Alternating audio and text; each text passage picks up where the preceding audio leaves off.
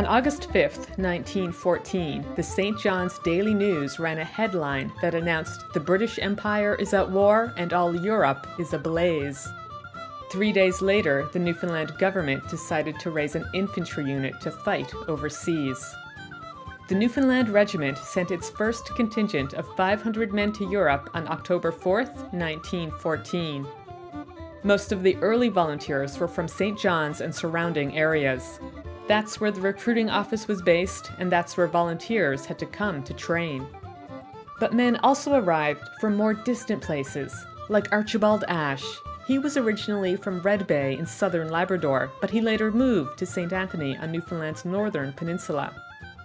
Ashe was a medic with the Newfoundland Regiment's ambulance unit. His job was to deliver emergency medical aid on the front lines. It was dangerous work, but Ashe served with such distinction and bravery that he was mentioned in dispatches in 1917. On the 27th of January, when another unit had made a successful attack, Sergeant Ashe went out in front and bandaged up wounded under very heavy shell fire. He directed the stretcher bearers and made several trips with them. Later on, he went out 3 times searching the ground for wounded, till he was satisfied that no more remained. The fire was very heavy the whole time, and he showed a total disregard for danger, and a great example to the stretcher bearers working with him. Sergeant Ashe died 1 month later at a battle in France. Most of the Labradorians who joined the Newfoundland Regiment weren't part of the famous First 500 like Ashe. That's because it was far more difficult for them to enlist than it was for people who lived on the island of Newfoundland. Labradorians had to travel a great distance to train in St. John's, and many of them had to do it between the sailing of the first coastal boat in the spring and the last one in the fall.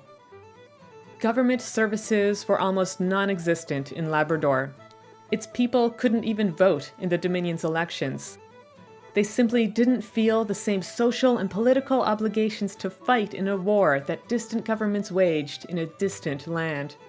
Some people lived in areas so remote that they didn't even know the war had begun until months after the fact. News was slow to arrive, but recruiters were slower still. No formal recruiting effort was launched in Labrador until March of 1915, when Dr. Wilfred Grenfell agreed to enlist volunteers for the Newfoundland Regiment. He had been working in Labrador since 1892 and had established a string of hospitals and nursing stations along its coast. Grenfell was well positioned to identify suitable recruits.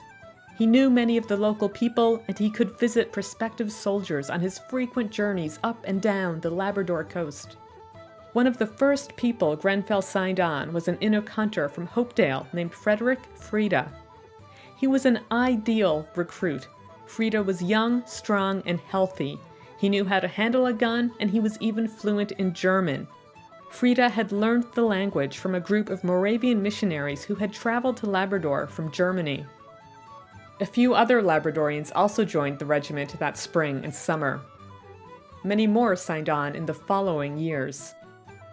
All new recruits had to travel to St. John's for a few weeks of training. Then they went to Scotland, where better resources and more experienced military personnel could truly prepare them for war. The traditional skills of many Labradorians made them valuable soldiers. Many of the men were trappers and hunters. They were good marksmen, and they were used to spending long stretches of time outside, living in rough conditions with little shelter from the elements. All of this came in handy in the trenches of the First World War. One of Labrador's most well-known recruits was an Inuk hunter and trapper from Rigolet. John Shywock was 26 years old when he enlisted on July 24, 1915. He quickly gained a reputation as one of the best snipers in the Newfoundland Regiment. It was a skill he attributed to his experience shooting seals as they quickly resurfaced from underwater to breathe. Shywock's skill earned him a promotion to the rank of Lance Corporal. But the violence of war took a heavy toll on the young soldier. He wrote letters to his friends and family that questioned the steady killing of so many men. He also described an aching loneliness. My dear Louisa, I have only time to write you a postcard today. I am in the best of health. Hope you are the same and not too lonely. I wonder if you think of me any time during all this lonely time since I left you last summer. Write and let me know if you are still true. I think of you every day, even when I am in the line. I would love to see you now, dear.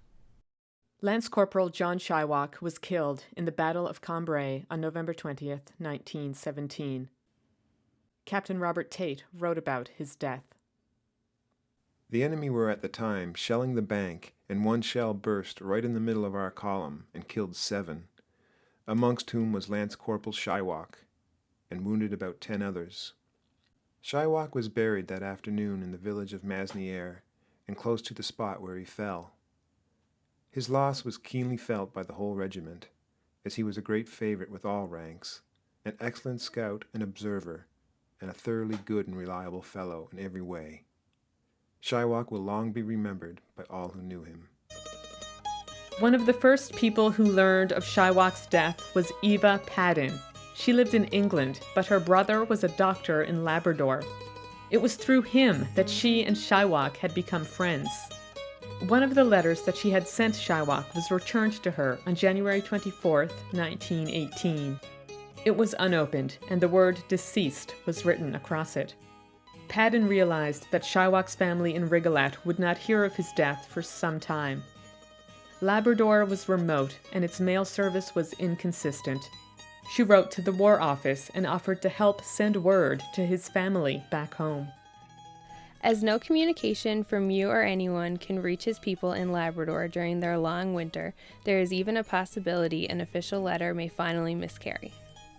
If you will be so kind as to tell me what you know of his death, I will write the details to my brother, Dr. Paddon of Indian Harbor, Labrador, who knew Shylock and will be able to pass the information to any relatives when he reopens his hospital on the breaking up of the ice. Shylock was the last of 4 Labrador men on the Western Front, though I believe others are on their way and may have even arrived. Today, people in Newfoundland and Labrador still remember Shylock's service. In 2014, Memorial University opened a new residence, which it called Shylock Hall in his honor. By the time the war ended on November 11, 1918, more than 60 Labradorians had joined the Newfoundland Regiment. Some of them died, like Shylock. Among the fatalities was Private William Mackenzie of Cartwright. He was killed on a battlefield in France on November 20th, 1917. There was also Private John Blake of Groswater Bay. He died in a hospital from wounds on October 14th, 1918. A small number of Labradorians also became prisoners of war. Among them was Austin Pardee of Table Bay. The Germans captured him at Cambrai in northern France on December 3rd, 1917. I was number 1 on the machine gun. The corporal and number 2 were killed. I stayed by my gun until wounded. I then retired to the dugout. Germans captured me and 6 others before I had time to get my wound dressed. The stretcher bearers had it half bandaged, but the enemy would not give them time to finish dressing it. I was taken to Oldham Camp, where I was kept for 3 months. I was unable to do any work on account of my wound. I was taken from there to a village named Vike, where I was sent to work on a railroad. I was treated very badly.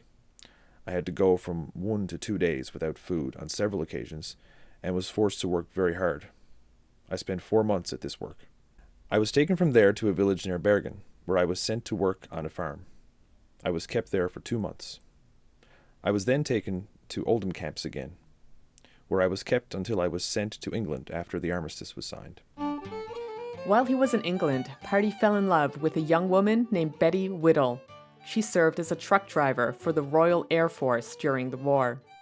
The two were married on January 18, 1919. They moved to Labrador later that year. But getting back to Labrador was a problem for some of the volunteers. After demobilization in St. John's, they still had to travel a long ways to get home, and the journey was often at their own expense. Private Stephen MacDonald described his experiences in a letter to the Minister of Militia. Dear Sir, I was discharged from regiment on a pass given me for home the 23rd of November 1919. I live as far north as Cartwright in Sandwich Bay, Labrador. The regiment paid my passage from St. John's to Humbermouth and from there to Battle Harbour, and the rest of the way I paid out of my own pocket, and I could not afford that. I was dead broke when I reached home. MacDonald enclosed a receipt for his travel expenses. They included food, lodgings, and the hiring of dog teams, which took him much of the way from Battle Harbour to his home in Cartwright. The government later reimbursed him in full. It also reimbursed a few other soldiers for their travel expenses home, but not before Dr. Harry Padden of Labrador's Grenfell Association wrote several pointed letters on their behalf. It did seem a bit hard when these unrepresented citizens had given all they had to give, and when a party of timber cruisers could be sent to Rigolet in December, if required, that our volunteers should be dumped ashore in Battle Harbour over 300 miles from home and left to pay their own board till ice travel began, and then their transport back home. It took me 5 years to get them a just refund, but the colonel of the Newfoundland Regiment backed me up, and eventually it was paid. The returning soldiers were a welcome sight in Labrador, but their arrival home was bittersweet. The Spanish flu had arrived in the region. Bred in the crowded and filthy trenches of the First World War, the disease tore across the globe with alarming speed. By the end of 1918, it had killed hundreds of people in Labrador and wiped out 1/3 of the Inuit population. Among all that death, the returning troops were a glimmer of happiness.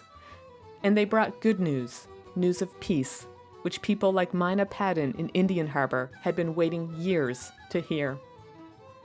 We were wondering and wondering how the war was going, but we did not get word of the November 11th armistice until January 28th, 1919. Then all the men in the village stacked a huge pile of wood on the thick ice of the river shallows in front of the town and had a bonfire in celebration. I took the boys out to see it, though it was long past their bedtime. I wanted them to remember the end of the World War. I thought of all the millions dead, all the courage, all the sorrow. They didn't think of things like that. They were so young. Yet it remains one of their most vivid memories. The Great Fire, the war over.